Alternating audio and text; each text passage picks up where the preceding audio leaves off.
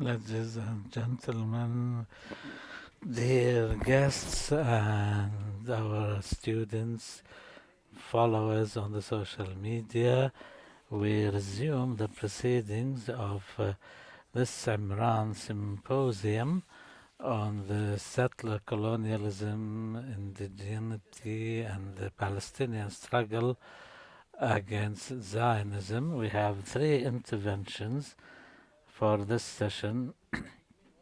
Before I give the floor to them, I would first of all like to introduce them to you and give a short biography and an introduction.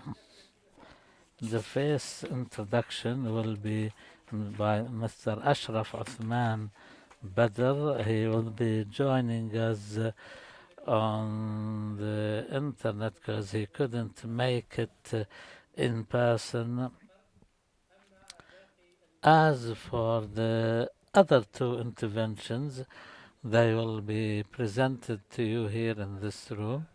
The first intervention by Mr. Ashraf Othman Bader, who is a lecturer in the Department of Philosophy and Cultural Studies, Faculty of Arts, Birzeit University, and he holds a MA degree in Israeli Studies, and is a candidate for a PhD now. And his intervention will be on settler colonialism in Palestine, and the second intervention will be introduced by Tariq Dana. Tariq Dana is an assistant professor here in the Doha Institute. He is a professor in conflict and humanitarian studies at the Doha Institute for Graduate Studies. His research concerns the political economy, civil society, social movements, state building, and economic development. He will be talking about the Israeli military production in the context of settler colonialism. Dr. Hani Awad also will be our third presenter. He is a researcher at the Arab Center for Research and Policy Studies and editorial management of Amran Journal for Social Sciences. He received a PhD in International Development from the University of Oxford. As for Maryam Hawari, she is a researcher at the center and she holds an MA and her MA thesis was on Israeli policies in controlling the Palestinian population. Dr. Hani and Maryam will have a joint intervention with us this afternoon. We start with our first intervention by Mr. Ashraf Othman Bader, and his presentation will be on settler colonialism in Palestine between structure and process, elimination, or power and control. Now we give the floor to him. Thank you very much to you, and our thanks to Imran Journal and the Arab Center to take part in this symposium.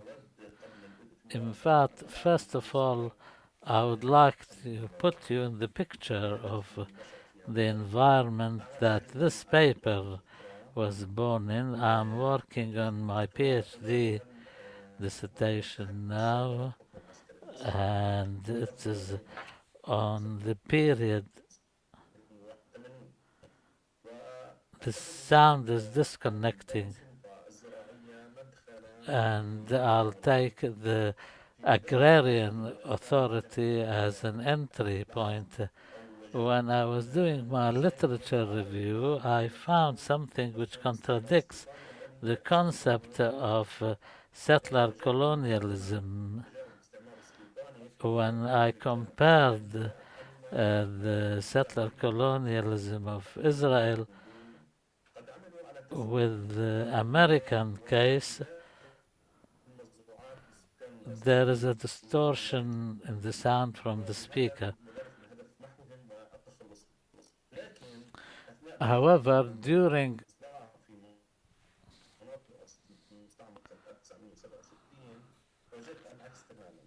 I found that the military control authorities uh, exerted efforts in order to improve the economic situation for the Palestinian farmers to increase their productivity. This is a long subject to delve into. I don't have time to do that. And this, according to some, the settler colonialism is a structure.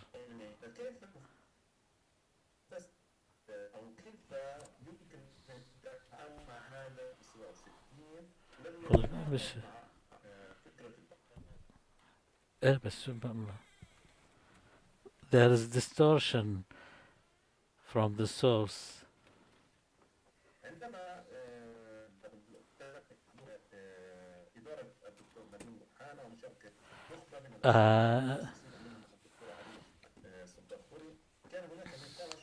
There was a continued debate on the concept of settler colonialism, and as a result, I developed the idea of writing this paper. When I introduced my paper,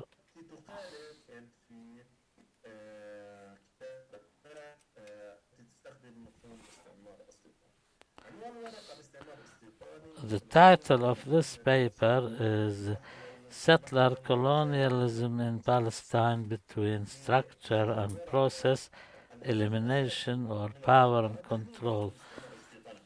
I try to analyze the settler colonialist project in Palestine.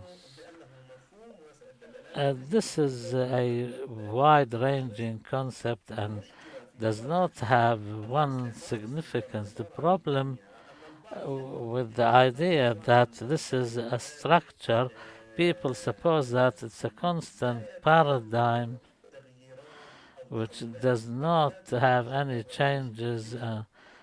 I find this problematic because according to the theory of structuralism, or the idea upon which this concept is based, does not give any role to the agents or agency for those who are the Palestinians under the system of occupation, and also doesn't give room to the agency of those who have an impact on the system itself, i.e. the settlers.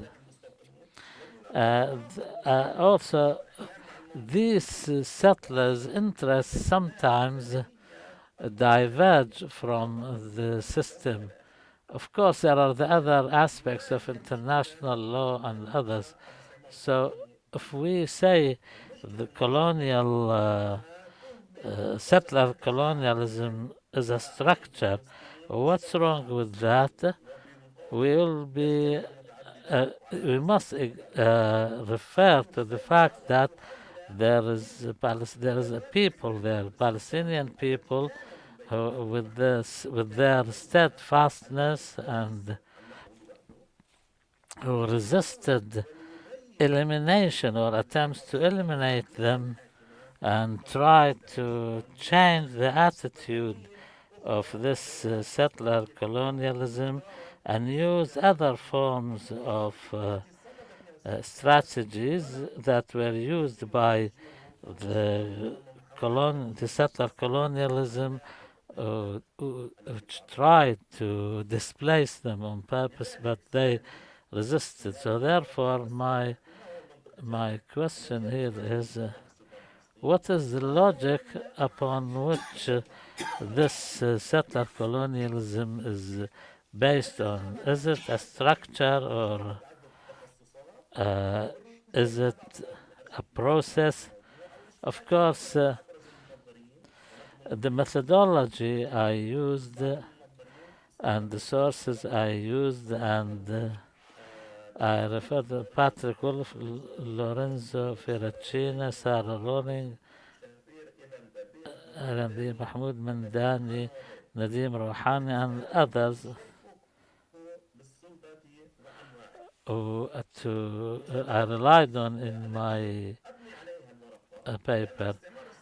I argue in my paper that the settler colonialism in Palestine is a process which is impacted by the agencies on the ground, and it's based on trial and error.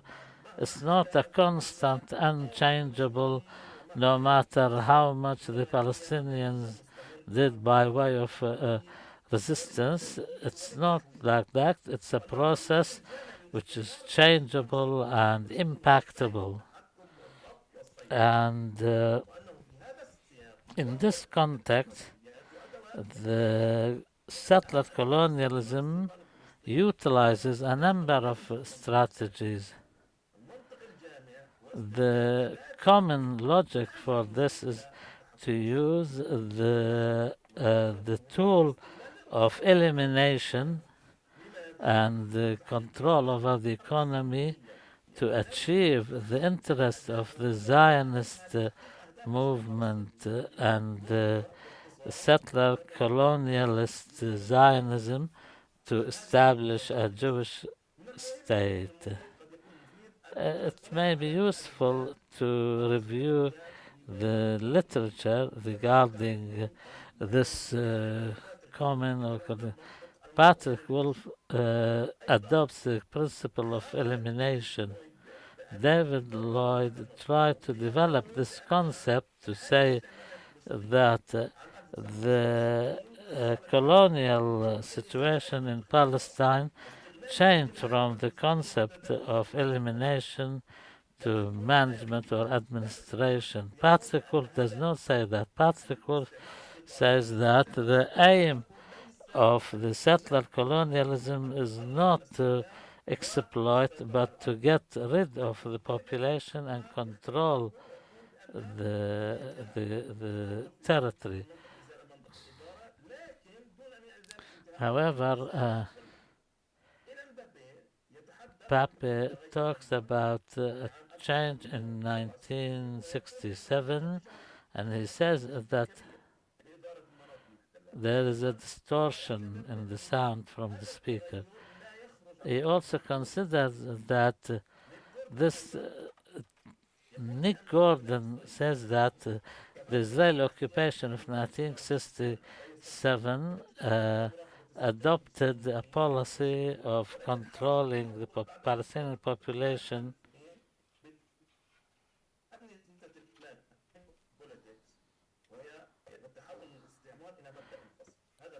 And this is what Nick Gordon said. Ian uses the term hybrid colonialism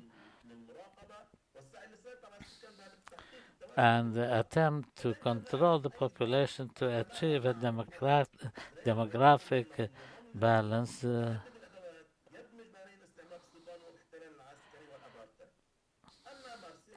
As Marcelius Persil and Roland bin Ari, they use the term double elimination or dual elimination.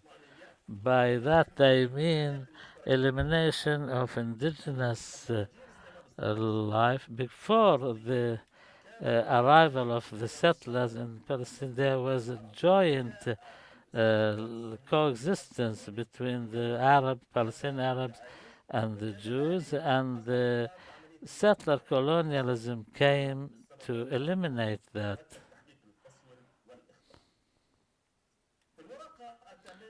In the paper, I allude to, in my argumentation, I divide this argumentation into two pillars. One to do with the economic situation, and I refer back to the beginnings of the first settler waves, which had waves before it, but it was not organized by the Zionist organization in 1850 or so, mostly individually.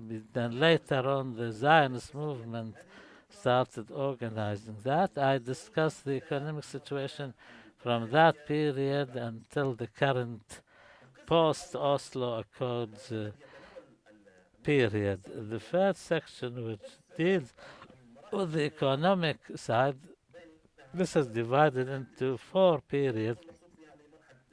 The period of establishment, when settlers were started before the establishment of the State of Israel, then the period after the establishment of the State of Israel, then the pre-Oslo and post-Oslo. This is not done in a chronological order, but to discuss the relationship, the economic relationship between the colonializer and the colonialized people.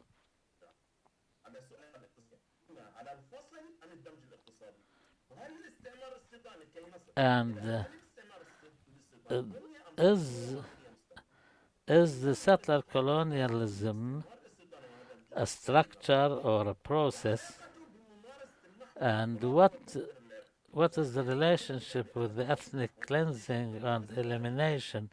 The concept of elimination has been expanded by a large number of researchers to include social elimination and political elimination. So the concept, what I'm talking about in my paper primarily is the demographic elimination. So therefore, this forceful displacement, is it part and parcel of the settler colonialism, or does it take precedence according to certain conditions? There has been, for example, in 1967, there was no total elimination like what happened in the period from 1947 to 1949, and also for when the situation, especially security, necessitates that. About colonial violence, what I would like to allude to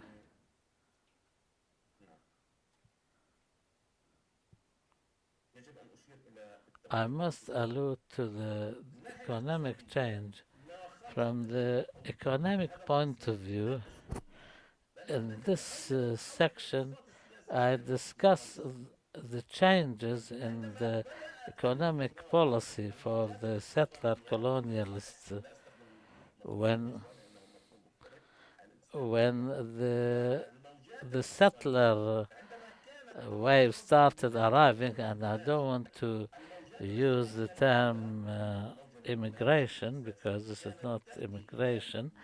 The basic waves used to come to the country and try to integrate themselves with the existing economic system. After the British Mandate, the Zionist movement started establishing their own economic system as a result of the support they were receiving by the British imperialist power.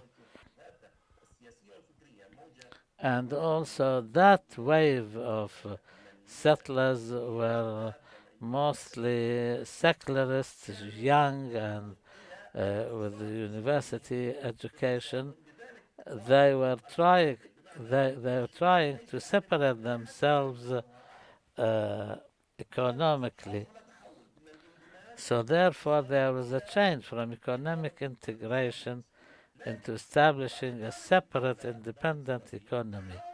After the establishment of the State of Israel in the 1948 areas, and there was an attempt by the attempt the independent Palestinian economic entity was changed or turned into a system which was diluted into and dissolved into the Israeli or Jewish economic system.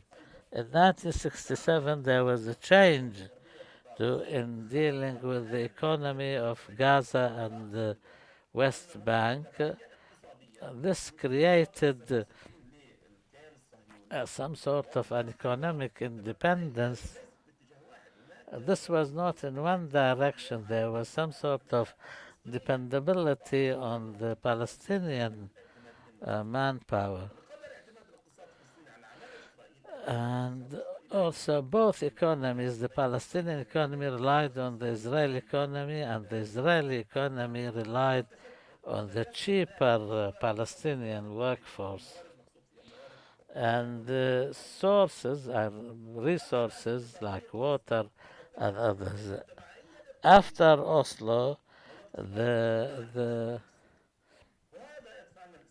the economic dependence of the 1967 areas became independent on the colonialist economy because it is it's useful for analysis purposes before 1948, but for post 1948 it's not possible.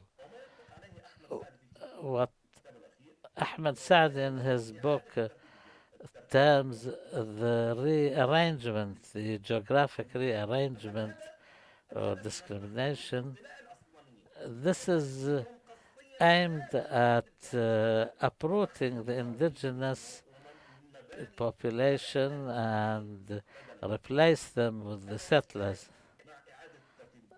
This is in line with some sort of a forceful displacement of the indigenous population. But when they are rearranged geographically, they remain within the borders of the colonialized territories, and elimination aims at solving the demographic problem by displacing the indigenous population and replacing them with the settlers. The geographic rearrangement is different from 1947 to 1949 and in intermittent periods until 1967. There was a geographic rearrangement of the indigenous population in so many little villages and some of the districts of and neighborhoods of Jerusalem, like Sheikh Jarrah, and also displacement of the three main Bedouin tribes like in Khan al-Ahmar and other areas.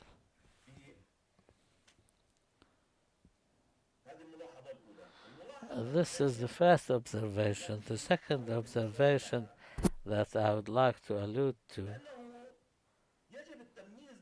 we must distinguish between the logic of elimination and the micropolitics. The concept of micropolitics is emanates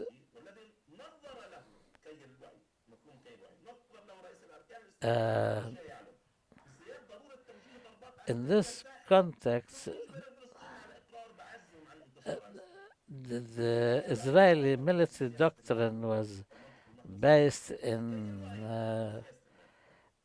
hitting the Palestinians so severely that they will realize that Israel is indestructible, invincible militarily, and by as means of controlling the population. And this was apparent in the wars on Gaza and other military campaigns as means of control. In the elimination process, however, this is this was noticeable in the period between 47 to 49 in order to intimidate the indigenous population and displace them. And this does not mean that the military blows were not aimed at displacing the population, maybe partially so only, but it still can be comparable to ethnic cleansing. Therefore, if the logic here was to use the process of elimination, there was an attempt to exercise control, and I do not delve deeply into that in the paper, but however, the fact that the steadfastness and some of the Palestinian population of 1948 and the fact that they remained on their territories despite there were attempts to utilize the tripartite aggression on Egypt in 1956 to displace the Palestinians, and also the occupation of the Gaza Strip, the Labai Party, or Labour Party now, as it's known now, changed its policy from transfer to contain the population and manage them. Also, in the period of 67, a very violent war, uh, tens of thousands of Palestinians had to leave their territories, but the vast majority of the Palestinians remained on their territories. The steadfastness of people and the fact that they did not flee to Jordan and remained in caves and under trees for a long time, and the head of some Palestinian municipalities, meetings with the American Council and other foreign officials, succeeded in the return of the population of the town of Qalqilia. Mr. Ashraf, please, you have 3 minutes to finish. And now the process of elimination in 2000 and the Al-Aqsa uprising, and also the military operations afterwards. But does this mean that the logic of elimination, when it was prevalent in 47, 48, 49, does it mean that there was another logic? The fact that if there is one logic, say, of elimination and being prevalent, does not necessarily mean that there will be no other logics. There can be attempts to marry between two logics. Like, for example, elimination was prevalent in 1947, but even during that period, the concept of exploitation came into existence in Al-Lid and other villages on the pretext that they are working in settlements, Israeli settlements, and some Israeli authorities interfered against some Israeli militias who wanted to displace these Palestinians. So therefore, even at the time of the elimination process prevailing, there was another logic, and that's exploitation. So therefore, the concept of containment, the analysis that I adopt explains why the Israelis allowed thousands of the PLO members to return and under the umbrella of the Oslo process, regardless of our position vis-à-vis the Oslo Accord, despite the system of forceful displacement, the agreement for these to return was to promote stability and to enable the Zionist entity to control over the population after the Intifada. Similarly, explaining that the prevailing logic here can explain also that the Israelis gave up control, like in Lebanon in 82, to give up territory and disengage, and in Gaza in 2005, despite the logic, the original logic is to exercise control, but yet, in conclusion, we must distinguish between the logic that controls policies, and the policies can be prevalent periodically.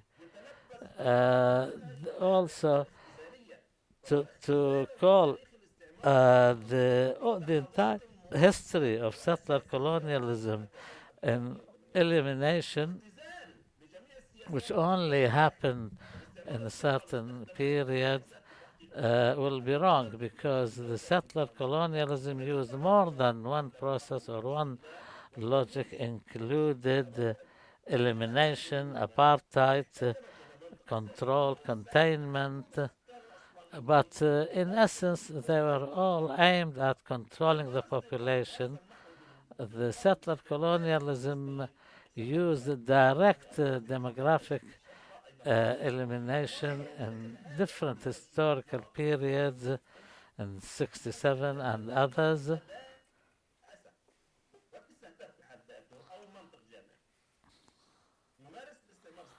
Also, the settler colonialism, because of its inability to control the population, because of their resistance, but when the settler colonialism manages to exercise control,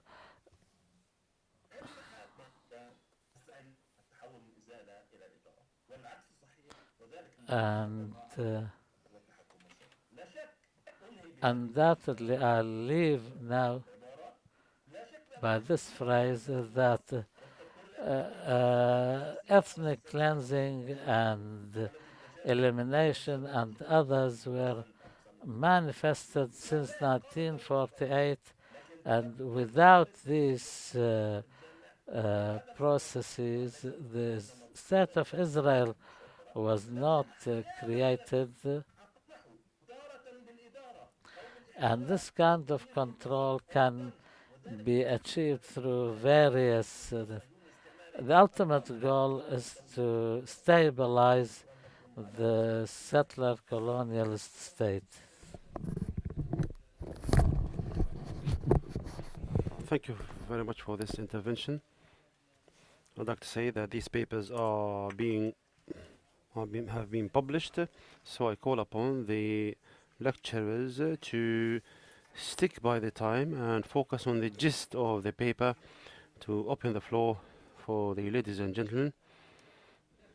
The second lecture by Tariq Dana. He will present a paper that is called War Economy and Military Security Production in the Context of the Israeli Settler Colonialism. I'd like to shed light on the organic relationship between the Israeli military security production and the structure of settler colonialism in Palestine. Indeed, the expansion of Israeli industry has been noticed between 2015 2019. Israel has been ranked the eighth exporter of arms, the contribution of which to the tune of 3%, an increase of 77% in comparison with the four yesteryears. I'd like to talk about four elements. First, the efforts to reproduce the epistemological elements that plays a major role in the economy of Israel, and in addition to the obsession when it comes to arms.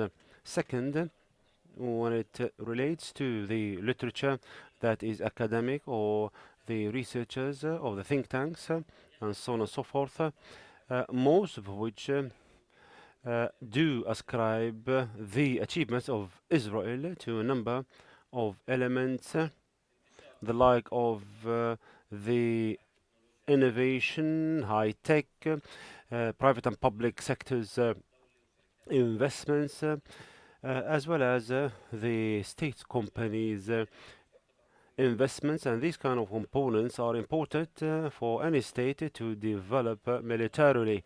However, it seems that such literature is based on the ideology and turns a blind eye to the structural factor, i.e., Israel is a settler colonialist entity that depends on the war machinery to expand. So here I would like to bridge the gap as far as understanding this settler colonialist project. Third, I've used the term military security interchangeably as the military solution has got the upper hand. Usually, we use the word security in order to justify more spending on the army. The army and the military institution in Israel are extraordinary. So the security apparatus is a branch. The security Israelis indeed are boastful when it comes to their army expertise. So the army and the security are intertwined. The military background of any board members of any military company is a privilege. Fourth, colonialism and settler colonialism depend on a metropole which sees the settlers, which looks at the settlements as periphery. However, this doesn't apply to the nature of the Israeli colonialism, so it is an unprecedented kind of case in comparison with the historic cases. The lack of the metropole relates to the absence of such a concept because the country structurally has compensated that through the clientelistic relationship with the Western imperialism to gain military support. There's also another point that is symbolic and ideological, the Western support to Israel, because the West has been a colonial power, and the support by the extremist right wing, the neoconservatives, and the Christian Judeo extremist elements.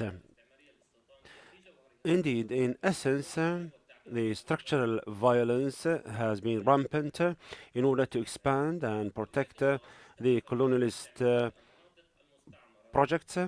The colonized people have been displaced, have been repressed, and the resistant movements had surfaced during the last half a century, and the era of colonialism preluded the understanding of such issue, especially as far as the issue of the project is concerned. If you could ask the gentleman to slow down, that would be wonderful, because he is reading and his speed. Please, could you? Yes, please slow down, please. Thank you, sir. Thank you.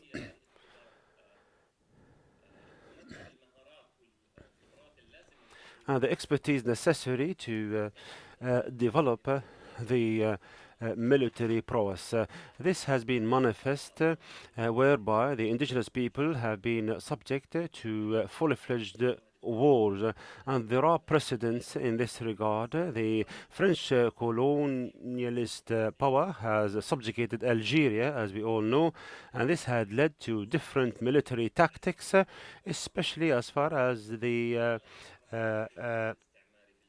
guerrilla warfare is concerned. Thomas Robert Peugeot, the military governor, said that the French, and here I quote, the French must forget the methodology that civil armies follow. The non-tactical and different methods ought to be followed in Algeria. Here, the natural resources are being exploited, the workforce has been exploited, and indeed here the security issue surfaces. The surveillance, for example, technology have been developed, as well as maps and the governance of prisons and so on and so forth. The Zionist movement has led to different wars in the Arab world, and this had propelled Israel to develop militarily and security-wise to meet a number of objectives, internal and external. The Zionism as an incubator of the settler colonization has hegemonized the power, especially the military power, and this has been manifest in the Zionist thought that relies on the military prowess as a safety valve for further expansions and defeating the Arabs repeatedly.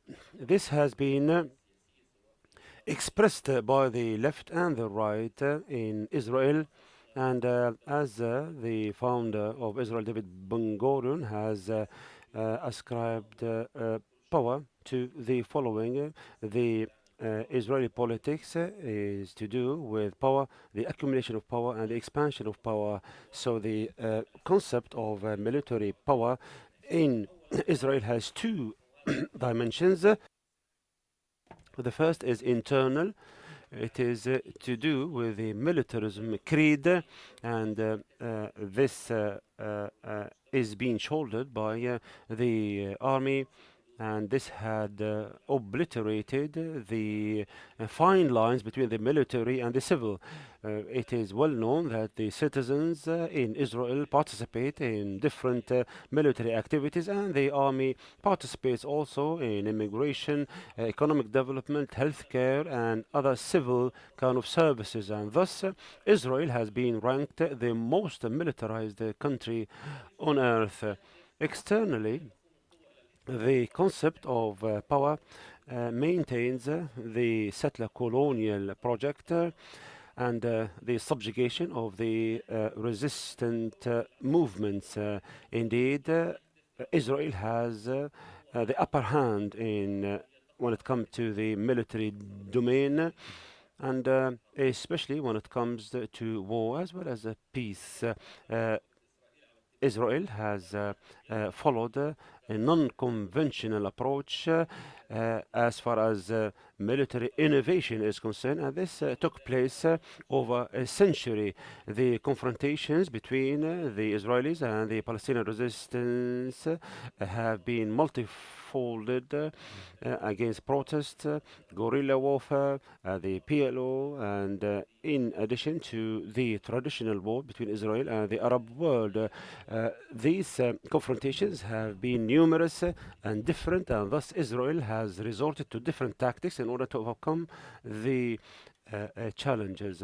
Most importantly, the colonial expertise of Israel hinges on changing the Palestinians into becoming a testing ground to resort to anti-resurgent tactics and other tactics, and indeed to innovate the weapons themselves, whereby weapons can be sold to different countries, and this provides Israel with a competitive edge because these arms would have been tested already. So war is a must for the continuation of the settler colonialist project in Israel. We can categorize the development of this military domain into three phases in accordance with the development of Israel itself. The political economy, the wars, the external alliances, the military support. The first phase is between 1948 and 1967, the foundation of Israel. Israel didn't start from the scratch. The Zionist movement had an infrastructure in Palestine during the British Mandate through the industrial military complex. Israel has depended on militias, the Hagama, the Ergun, and Ishtal, and they committed genocide. Israel, at the beginning, followed a centralized kind of planning in order to fortify its project and the mobilization of the workforce for the service of the establishment of this huge military industrial complex. And the political elite played a major role in this regard, as well as the capital. The complex incorporated the Israeli industrial military systems that are owned by the government, and in the past the militias or the guerrillas usually had workshops to produce such arms, in addition to the bait system that has been private and it surfaced in the 60s and designed to follow the production line of the governmental military production. The technological basis of such development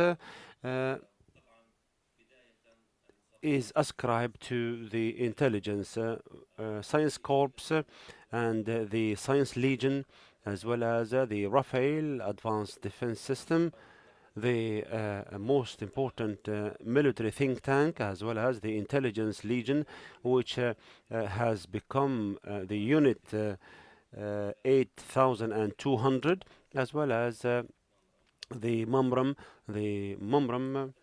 and 8200, the unit 800 and 2000 are very important when it comes to the training and this industry. In addition to that, Israel has been unprecedented and peculiar because the trade union Histidrut has been developed and played a major role in the military production because it owned a number of companies that had liaised with subcontractors and the government. In addition to that, a huge group of institutions that are supposed to be civil, the university, the Hebrew University, the Weizmann Center for Sciences, and the Hadassah Hospital. And in addition to such investments, the efforts of Israel have been technology-wise humble. It depended on the external support, especially France, because France has been the main patron of Israel, and it had supported Israel with the nuclear technology as well. The second phase, following the 1967 and 1973 wars, have played a major role in restructuring this very issue. The government has taken a decision to modernize the military industry, as well as the American-Israeli alliance that played a major role in this regard, which provided strategic resources that are very important as far as the ability of Israel to develop further. The first point, I would like to give you some figures. Following 1967, the investments in this industry were to the tune of 50% of all the industries in Israel. The military spending represented 31% of the GDP following the 1973 border, 31% of the GDP. And this has doubled 3 times. In the 80s, 25% of the workforce worked in the military industry, 25% indirectly worked in the projects that related to the army, 65% of the expenditure of the government on R&D has been in the military domain, 13% only for the civilian kind of related projects. Half of the scholars in Israel have worked in this military domain as well. There's also another point that relates to the American alliance to develop the military arsenal in Israel. And quickly, I would like to read Israel since 1948 received $142 billion up to this moment. I think Israel, and I'm sure Israel, depends on America, and this is a vital issue because the industry itself cannot meet the needs of the army, I mean the internal industry. In accordance with a new report of the Congress, the American support has not helped the Israeli army to become one of the most important technologically in the world. However, it has helped Israel to build also the local defensive systems. Otherwise, it couldn't have become very important in the military domain without the help of the Americans. This has been the central plank of the American foreign policy. So it has nothing to do with the Republicans or the Democrats. There is an act that goes back to 2008 that emphasizes Israel having the competitive advantage in the military domain. The support of the Americans to Israel is huge, and it is actually 20% more than Israel itself invests in its military industry internally. The Israeli companies do play a subcontracting role for the Americans in this regard. I'll jump to the third phase, the 80s, that Israel has witnessed a paradigm shift from the centralized planning into the market economy, and the new liberal kind of order has played a major role in this shift. This provided huge opportunities for the FDIs, privatization, international investments in the security and military companies. However, despite the privatization, the Israeli government still hegemonizes this sector because it's a vital sector that provides huge revenues to Israel, and it is used as a strategic tool externally. and uh, uh, i- despite the boycott of Israel following or over a number of years, Israel has been able to diplomatically infiltrate in these countries overtly and covertly through certain arms deals and otherwise. This policy expands the sphere of influence of Israel, whereby it normalizes the relationship with some countries that as you know, the Abraham Accord and the Bahrain and the Emirates and other countries have normalized the relationship with Israel, and this has been beneficial for it.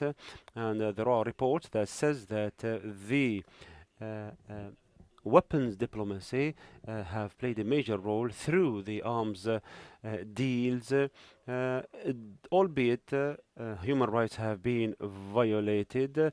The Israeli arm has been in Rwanda, in the Sudan and in Sri Lanka, Azerbaijan, Myanmar, and in other countries, especially the countries that have been stricken by conflicts. Last point,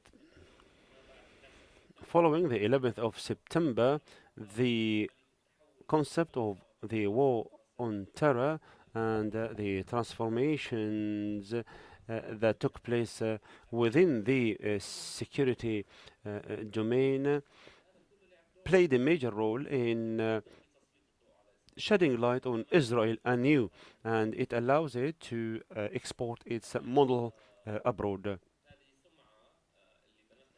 This reputation relates to its settler colonial project and uh, its continuous showdowns with the Arabs and the Palestinians. Lastly, as far as the drones are concerned, Israel is considered the exporter number one, in addition to the USA and China. The percentage of its exports uh, achieved the percentage of 60% in comparison with other countries. Albeit produces 80% of the drones in Israel, and the Israeli companies have great capacities and it has used the drones during the Second Intifada, the war on Lebanon in 2006, as well as the successive wars on Gaza. And I have evidence whereby these drones have been used. Let's talk about the 2014 war. 37% of the death toll, 140 children were killed by drones. It transpired that collective death has been related to the albeit drones. They wanted to uh, uh, test them, and indeed this company has a margin of 6% on an annual basis, and this was huge. Indeed, the Haaretz military correspondent said that the operation, commercially speaking, has been wonderful for the military industry. So Israel has been using the Palestinians as a testing ground in order to promote for its produce the military weapons, and here we can say that the Palestinians have been subjected to this military machine, and they have been used as fuel for such revenues and such expansions and such colonial project. In conclusion, we cannot understand the dynamism of the military production of Israel without putting it into place within the context of the settler colonial project, and we need to understand the root causes of this project that has been based on collective punishment, genocide, and other crimes. And as the uh, as a good percentage of Israel's exports support the despots and regimes that are complicit in violating human rights and genocide and all the rest of it. This indeed jeopardizes the peace and security across the globe. Thank you. Thank you, Dr. Tariq, for this intervention, the war economy and military security. The last speaker is Dr. Hani Awad,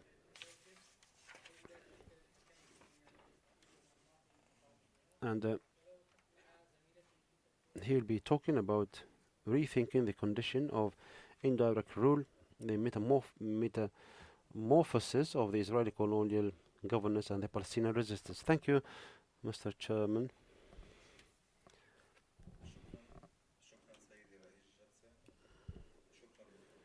I'd like to thank you for joining us. Just seconds.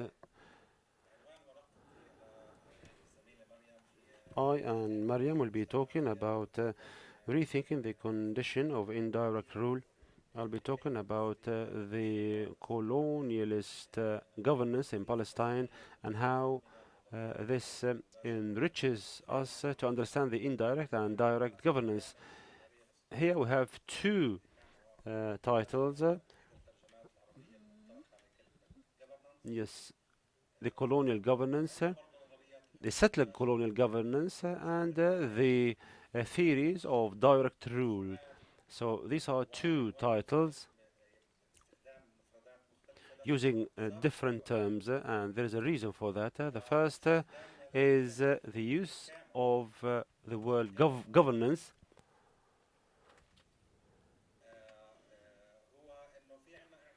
We do believe that it is not enough to resort to the theories in order to understand how a colonial regime governs a certain population. As Dr. Nadim Rouhani has illustrated today, the theoretical frameworks are not enough to understand the agency, the political agency.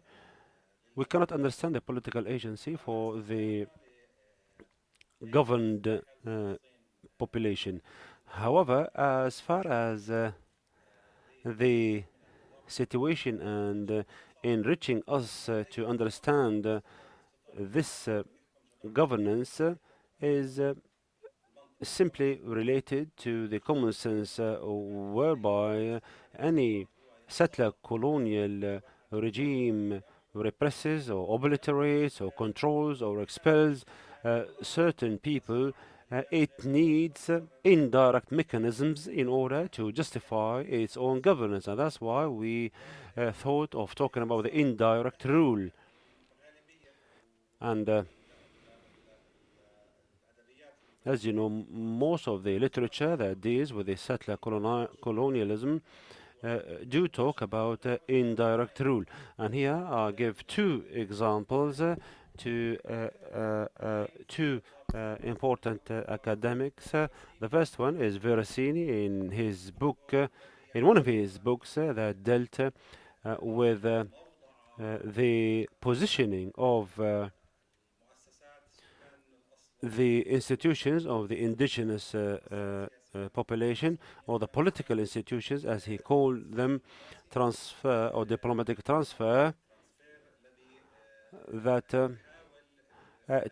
tries that any settler colonial project tries to solve its own structural problem with the indigenous people that are subjugated to its control by snookering kind of them in a place that has semi-sovereign places whereby the reason is just to have them separate. Some people talk about this issue as being subcontractor regimes or local limited authority, and the Bandostan is a good example here, and the PA, the Palestinian Authority in Palestine. The second example is the academic Mahmoud Mamdani, who in his book Citizen and Subject supposes that a colonial institutional project are linked to the indirect rule, and he called this the two-state solution. A two-state solution is another kind of expression of the indirect rule. I want to regurgitate what Dr. Bader has said, but there are some problems that relate to the understanding of the role itself of the indigenous population. But the main point here makes it important for the theoretical frameworks not enough, and we need to resort perhaps to different theoretical frameworks. And here we just do that, and we resort to the institutional frameworks in the literature of governance. The second subject that I would like to elaborate on is that most of the literature are to do with comparisons with different settler colonialist regimes that have dissipated. We do know that the South African model is an old model, and we think that the literature of the settler colonialism literature have not focused greatly on the technological revolution, especially following 2001. Dr. Tariq has illustrated this issue, whereby a settler colonialist project can govern indigenous people indirectly. This wasn't the case during the South African model, and definitely it wasn't there during the Indian reservations and the United States of America. And I think the technological revolution's impact is very important, and we do believe that it has been not focused upon greatly. In order to overcome the two problems, we suggest to resort to the institutional analysis, especially as far as the governance is concerned. The institutional analysis, the new institutional analysis, provides us with an umbrella whereby the informal institutions can be incorporated, the syndicate, the associations, the local networks, apart from the official institutions, including perhaps the clans, and so it is a loose kind of framework to incorporate practically what has been ruled out in the past as far as the institutional analysis is concerned. Here, the informal institutions do take part in such analysis. So we had put into place a new definition. We derived it from the governance literature and the settler colonial literature, and we called it the settler colonial governance. And it is the institutional, non-institutional systems that are used by a settler colonial authority in order to control the indigenous population with the minimum responsibility in order to subjugate the agency of the indigenous population. And the A general pattern relates to the general format. When we open the door theoretically for the set of colonial governance to relate to further framework, especially the institutional governance theories, we found theories that are linked to indirect rule, and we tapped into such literature whereby two conditions are there in order to differentiate between the indirect and direct rule. And these are two preconditions that we must abide by to understand that a group can rule another indirectly. The first one is the political institutionalization, and the second one is to have resistance in place, bargaining, I mean, rather than resistance. The ability to bargain with, again, let's do it again. Okay, there are two conditions that the governed indigenous population in order for the rule to be indirect. First, to have political institutionalization, and the second, to have a degree of bargaining or maneuvering or what we call resistance. The presence of these two conditions makes us differentiate between the indirect and direct rules, and the lack of any of these two conditions practically means that there is a direct rule. Here I stop and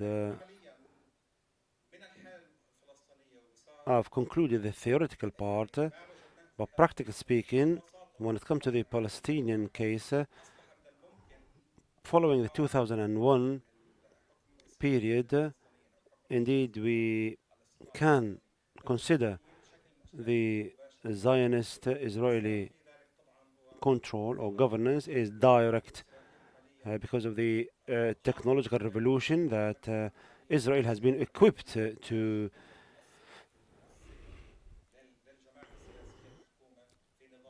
control the Palestinians, and I'll leave the rest to my colleague Maryam.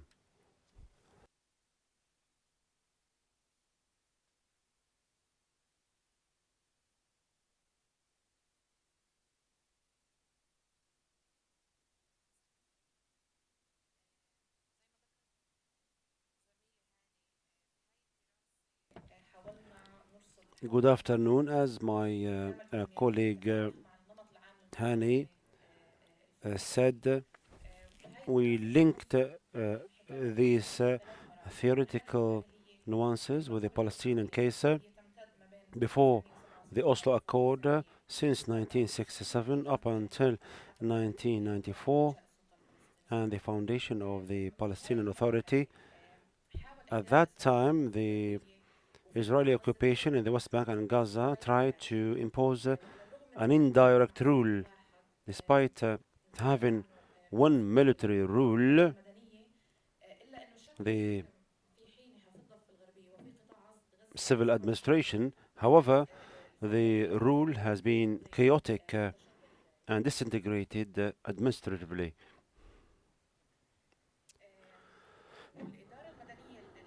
The Israeli civil administration thought that any grouping of any Palestinians in the West Bank and Gaza is different than any other grouping, and it is an Orientalist kind of concept that refuses having the Palestinians as people, and this is a trap that Israel has been ensnared in, especially in the First Intifada. Israel decided to invest in the Israel has decided to invest in the conventional structures as well as in clientelism, whereby it invested in the heads of the municipalities in order to control the cities, and they were uh, loyal to Jordan. But this has failed in 1976 elections. We had heads of municipalities that were independent and more lenient towards the PLO. Israel has tapped into the divisions between the rural areas and the urban areas, and it established what we called the villages associations, a link between the villages and the civil administration. It has failed as well following the refusal of the Palestinians and a Jordanian decision that says this is a somewhat kind of treason.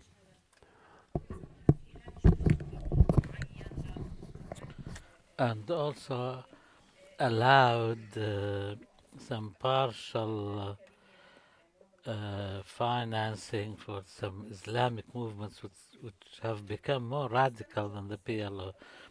Uh, In the mid 80s, Israel concluded that the direct rule which they tried to impose has failed. And this can be indicated by the increase of the protest movements against the Israeli authorities from the mid 80s, which was faced by very harsh measures by the Israelis, but it did not stop the uprising from occurring later on. So, therefore, this conclusion that the conditions for indirect rule was uh, because of the lack of a Palestinian ruling establishment which had monopoly on politics, and with the presence of the Palestinians' ability to resist through maneuvering, as was explained by my colleague. As for the second period from 1994 to 2005, from the end of the second Intifada to Mahmoud Abbas becoming the head of the Palestinian Authority, and the Oslo Accords, which were aimed to establish a Palestinian political structure which was to be able to have a monopoly on the aspects of political life in the Palestinian territories, to establish some sort of an indirect rule. For the Israelis, this was the least costly from the point of view of the Israelis. Then the PA was established from Yasser Arafat's point of view as a preparation for the Palestinian state, and also the security agencies and a number of the retainees. These security agencies were independent from each other, yet at the same time answerable to Yasser Arafat.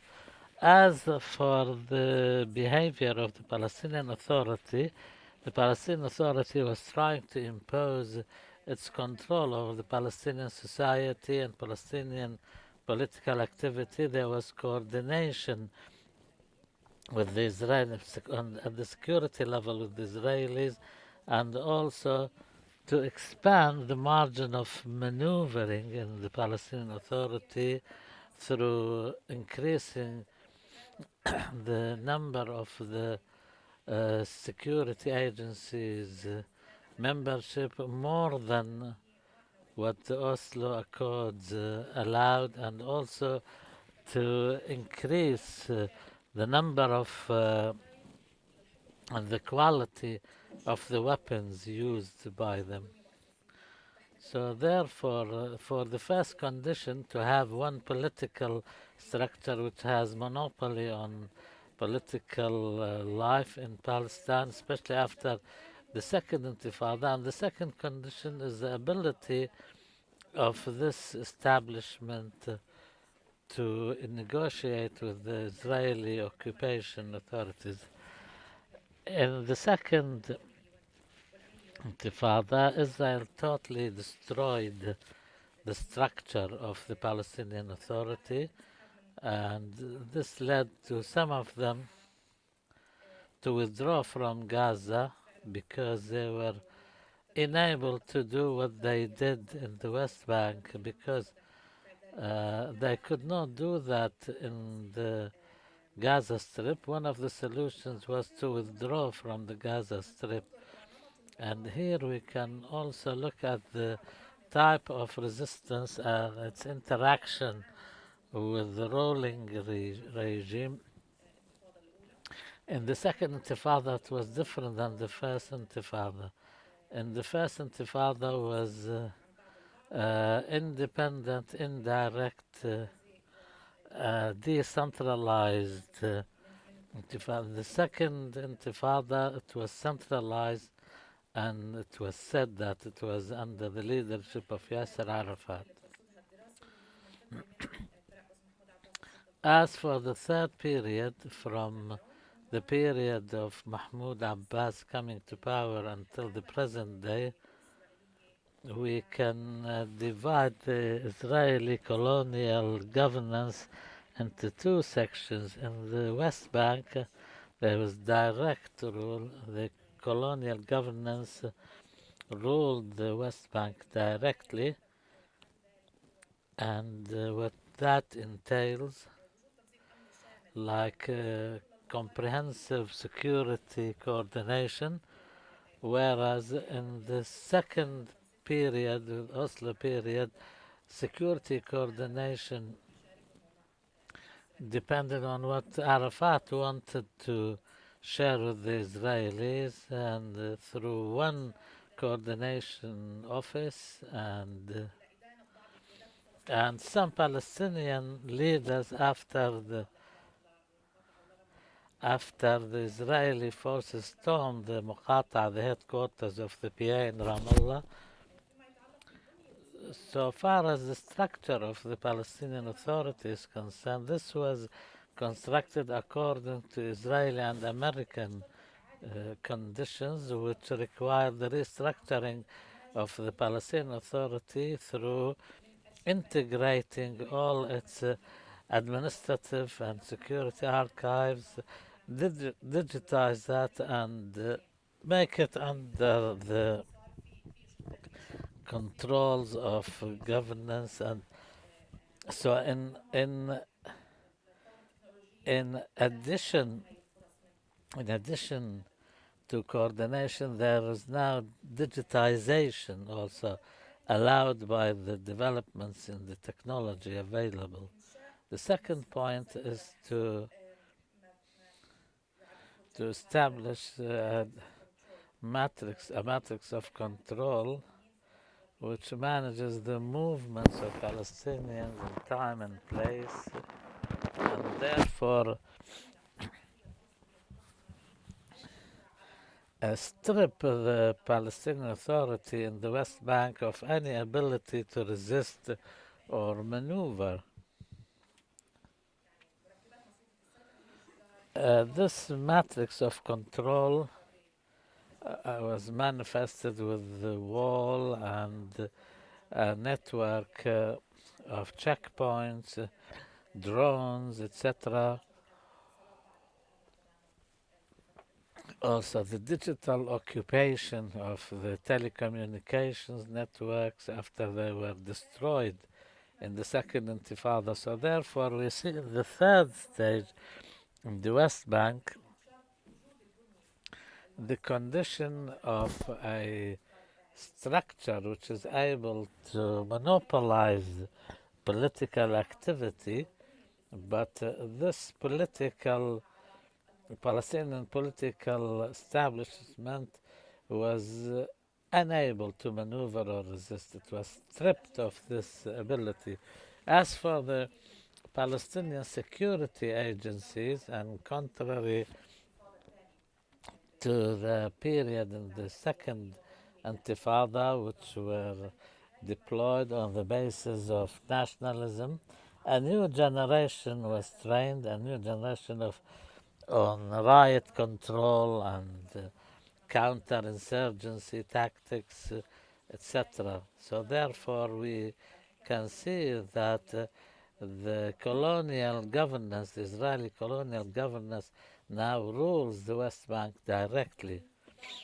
As for the Gaza Strip, and after the inability of Israel to dismantle the Palestinian factions, Israel could not also manage to destroy the general pattern of resistance, and the colonial governance took various manifestations to compensate their inability to dismantle the resistance functions and do what they did in the West Bank. The Israelis imposed three types of occupation: aerial occupation, marine or sea occupation, and digital occupation also, which was in line with what Tariq said about the technological advances. Of course, in addition to wars and incursions and invasions,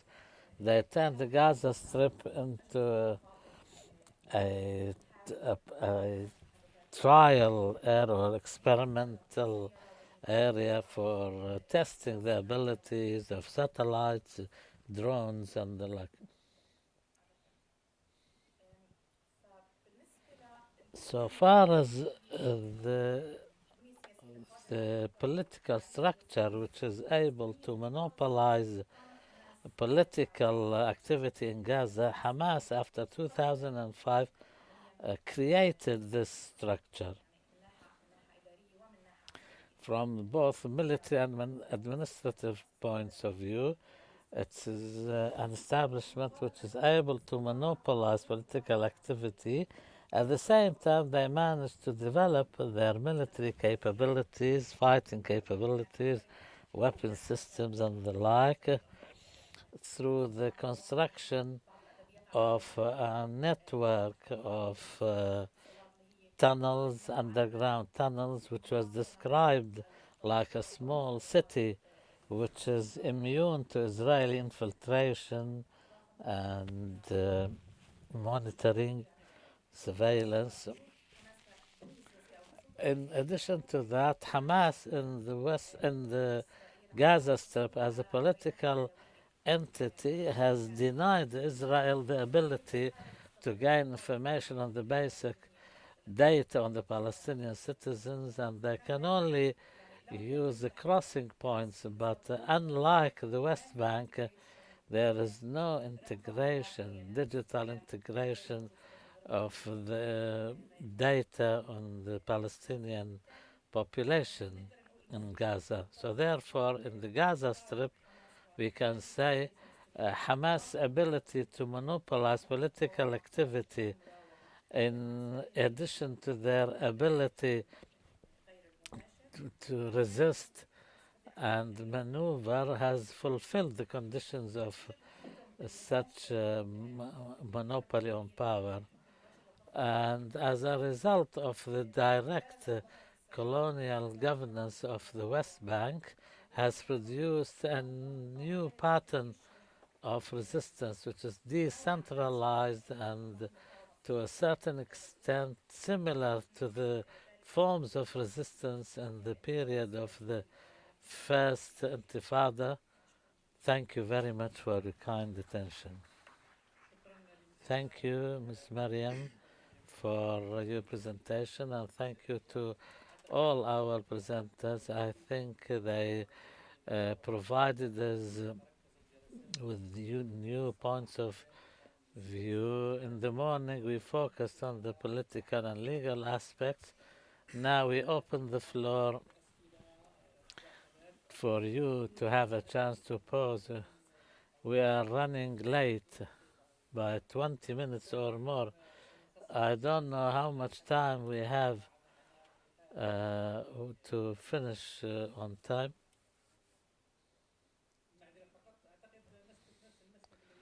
I think we can do what Dr. Moldy said.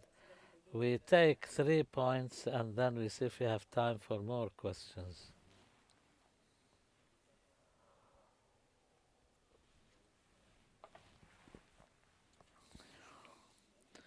Thank you very much. Thank you for all the presenters. My name is Majid Abdel Hadi. I'm a journalist. I'm not a researcher, so please forgive me for any mistakes I'll make in my observations because of my lack of ability when it comes to scientific research. If the first presenter is still with us, uh, I was surprised by the piece of information that he started with when Israel provides uh, care to to the Palestinian farmers in the when it comes to agricultural activity. My information was to the opposite, from citric products and others, and restricting water supplies and the like. Of course, he has his evidence. I really am concerned. I'm interested to know, and I want to know what was the purpose behind this policy. Is this part and parcel of the control as opposed to elimination and ethnic cleansing? I don't know. I have my reservations on the title when he talked ethnic cleansing or elimination and control. I think both. I think all of these serve the same purpose because when we talk about control as an alternative to ethnic cleansing and elimination, this will negate the ideological essence of Zionism. I imagine the whole process as a big machine that has all different gags in it. Some will go clockwise, some anti-clockwise, all to serve the same purpose. And what he called control and is part and parcel of the bigger strategic aim, which is elimination and ethnic cleansing, because ethnic cleansing and elimination is the prime objective of Zionism, but it will not be achieved in a year or two. So, as for the two other papers, I benefited from them. There was a lot of information and details, but please,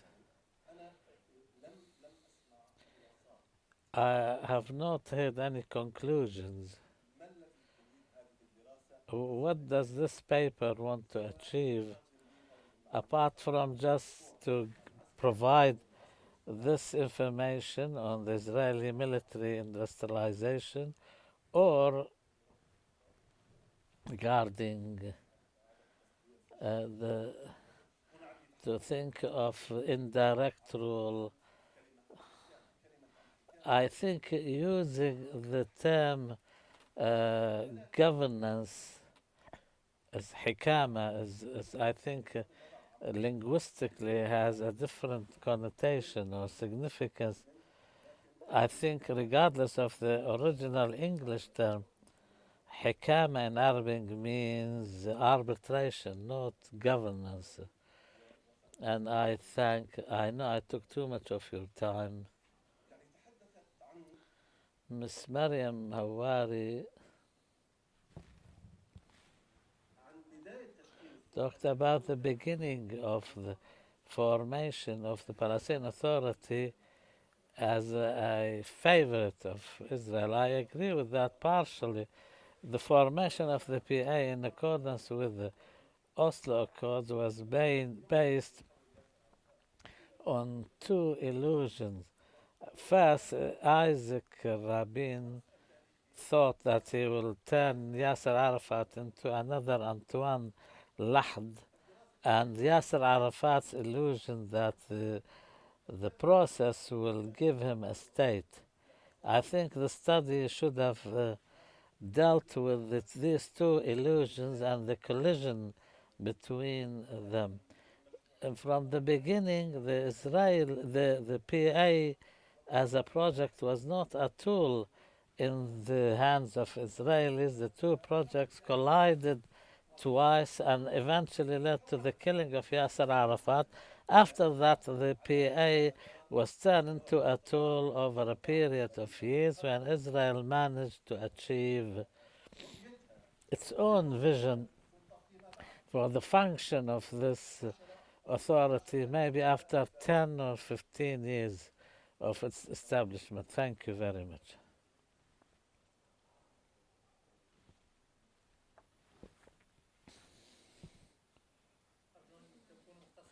Please be brief. We want to hear as many. My intervention is simple. I agree with this previous speaker. We cannot use the term hikama. We can talk about controls and discipline. Also, even when you add the word colonial to the word hikama or governance, does not make sense. Also, in Gaza, they managed to get their hands on the data, especially when it comes to reconstruction through the agencies of the UN. So therefore, this the data on the biometrics, etc. So therefore, it's not in direct control. It is control, remote control, as they say. And I want to ask Dr. Ashraf Bader Sararawi in her book on the economic development talks about the colonial determinants that says that we want the largest pieces of land with the minimum number of population. We can talk about control.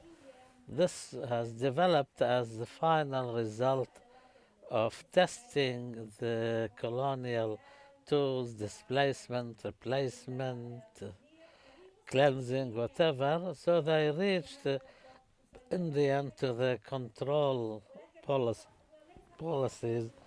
But this is a final result, not a determinant. Thank you very much. Please be brief to make maximum use of the time available. Thank you very much. I just want to comment on what Mr. Ashraf has said, who talked about control, and which is the central theme in the Israeli settler colonialism. When it comes to structure, control, power and control, this is central to every authority in the world. But how am I supposed to understand elimination? Elimination is a tool the Israelis used to exercise power and control. This was necessary in the beginning of the establishment of the Israeli state. How can I explain that? How can I explain the siege of Gaza for 15 years now? How can I explain the continued compensation of Palestinian land, what's happening in the Sheikh Jarrah neighborhood. Isn't this part of the elimination? I think elimination is a central theme in the mentality of the Israeli settler colonials, but the Palestinian agency is not allowing it to be similar to how it was at the beginning. And similarly to what Matir Abdel Hadi has said. Thank you.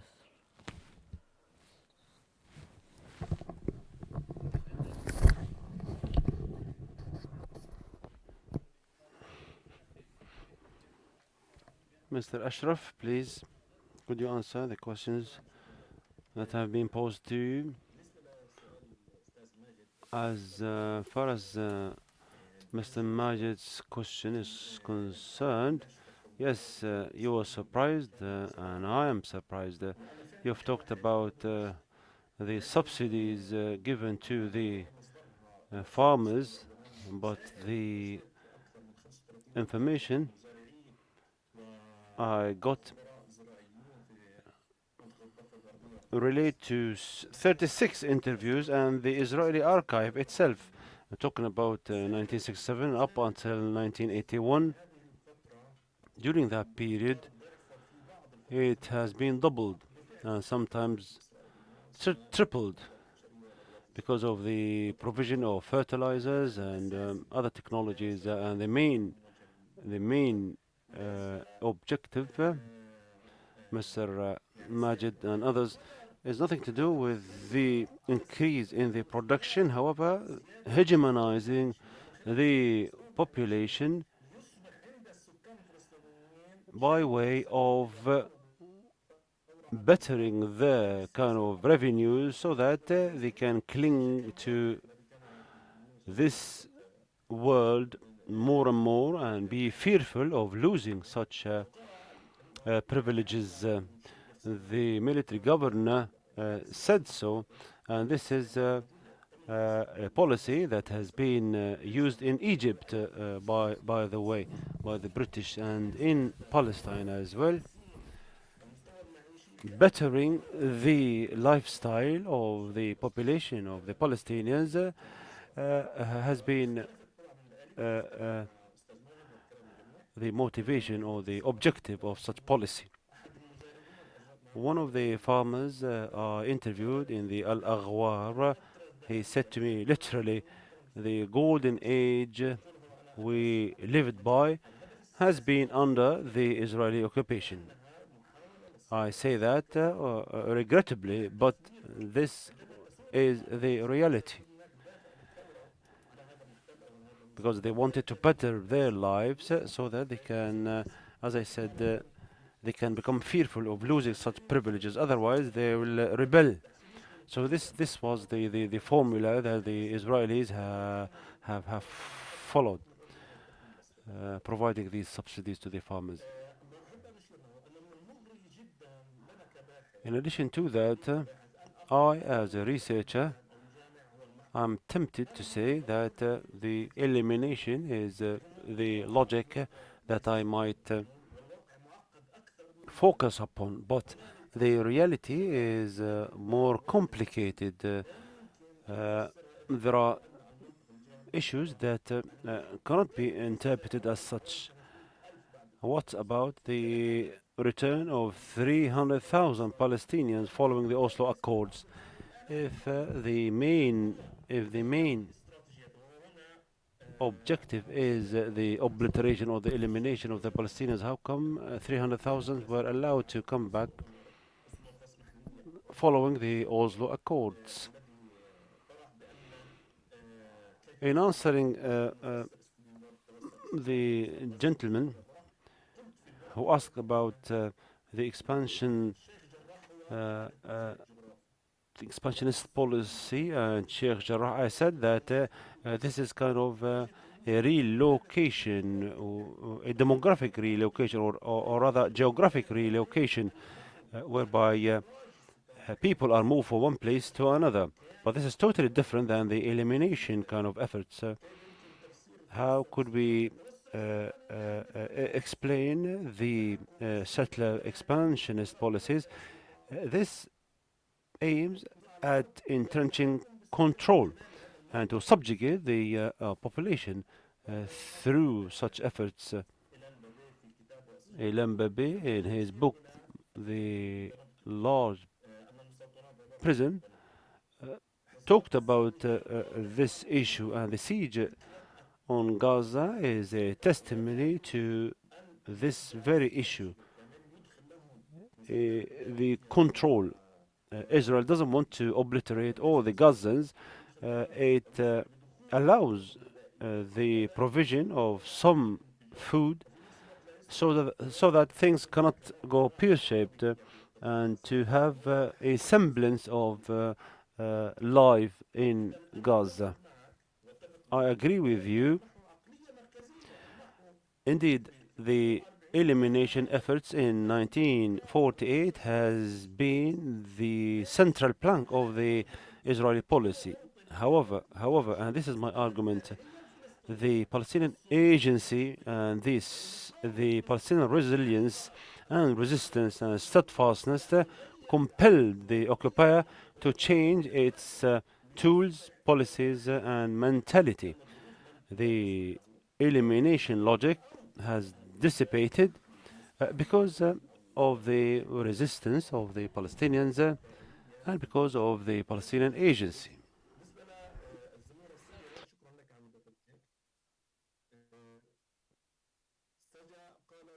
Saja said, I talked about the colonial determinant whereby lesser people and a larger area is the formula here, and I agree with you in essence, and I agree with Sarah Roy. Yes, thank you. Mr. Hani?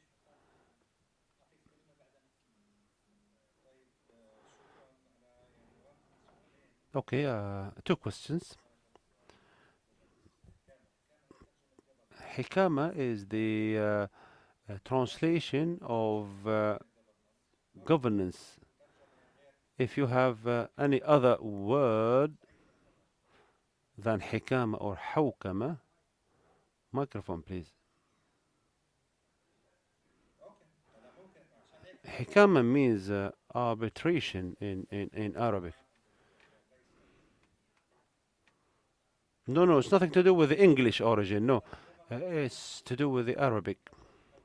Yeah, governance used to be translated as hawkama. There's governmentality, there's governance, there is... what about hukm? No, hukm is rule. Rule is translated as hukm. Indirect rule, direct rule.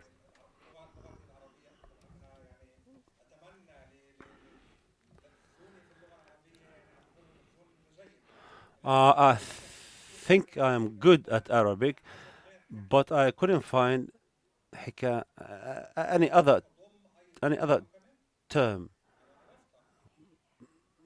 apart from hikama or hawkama.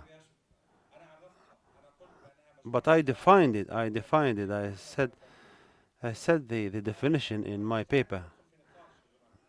We can debate this issue, no problem.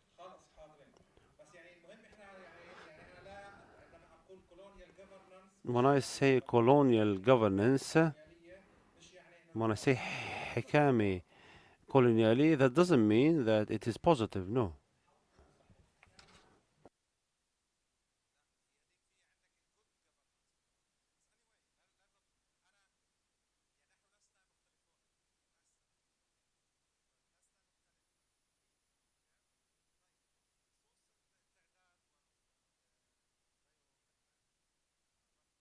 As far as the biometric, here I'm talking about 20,000 militants of the Al-Qassam Brigade. Do they have Israel? Does Israel have 12,000? The information of 12,000 fighters of Fatah? What about Abu Khalid al-Dif al-Ja'bari? Do you think that Israel has his biometric data? No. Israel said that yes, Hamas conceals such information because Hamas controls the Ministry of Interior and it doesn't share this information with Israel. In brief, what I would like to say that we participate in the following. The gist of our paper is as follows. The settler colonial project is a structure that does not incorporate any resistance or bargaining or maneuvering. What, what Israel does or what any colonial power does not depend on what it wants. However, it depends on the bargaining and the reaction of the resistance. That's why the rule in Gaza is indirect. That doesn't mean it is splendid, but it is indirect and it is different than the direct rule in the West Bank. So it doesn't relate to the structure, but it relates to the Palestinian agency as well. Still, we compare the Palestinian cause or the Palestinian situation with different scenarios. Sometimes I am surprised how come we compare Israel with the Indian preservations and installations of the blacks in the United States of America and so on and so forth. Here we're living in the 21st century and we've witnessed a digital revolution that has changed everything.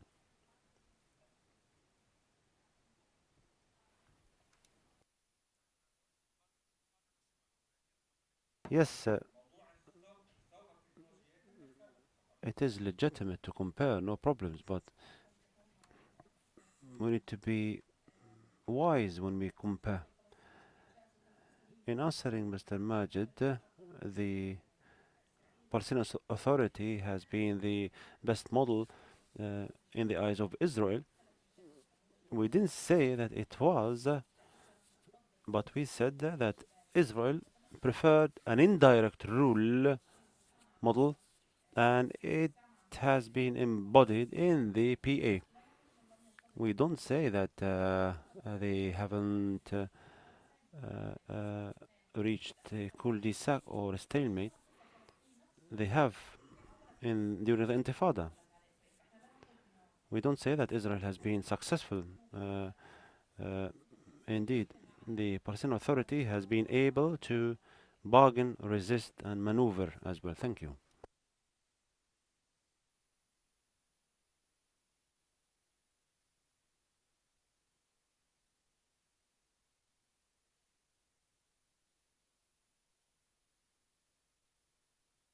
Microphone, please. Could you get closer to the microphone?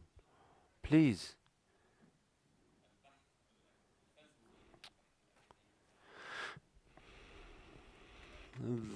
Yes, this is a critical kind of paper. I said that I wanted to bridge the gap in this issue, and some Arabs are impressed as far as the Israeli technologies are concerned. Some Arabs do, and I think that the security in Israel and the military industry depends totally on the Americans. And without the American assistance, Israel wouldn't have reached such level. And also, the war of economy and the competitive edge of Israel as far as exports are concerned, battle tested. This is inscripted in or on the weapons that have been tested in Palestine for the export purposes to other countries by Israel. Uh, there are also other issues. Yes, we might transform these papers into a political paper or a media, food for thought papers, and so on and so forth. but this is the theory behind.